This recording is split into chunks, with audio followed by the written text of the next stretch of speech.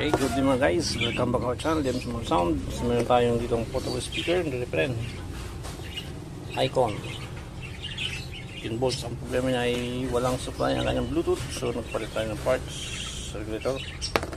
So yun siya, pinita natin. Meron siyang supply na 5 volts. Yes. And then select Bluetooth tayo. Sound test. Sound check na tayo my friend.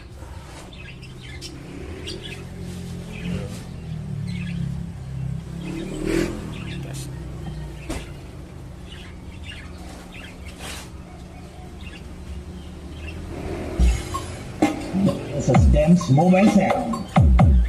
Ayun. Okay naman guys. Simple lang sila. Regulator para sa Bluetooth.